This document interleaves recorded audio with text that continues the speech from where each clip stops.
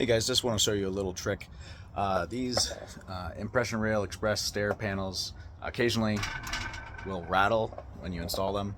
There is a trick to installing them where you add tension as you're installing the clips, but if you miss that, there is a fix.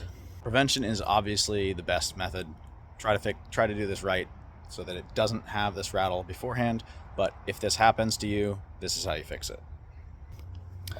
What you can do is you can take a tiny dab of super glue. I like this Titebond PVC trim. It flows nicely and it has a nice thin tip, and you can get that up in the balusters, apply it in a location where it's difficult to see, just a little bit, and then spray it with some 2P10 activator spray, and that will eliminate the rattling. No more rattling.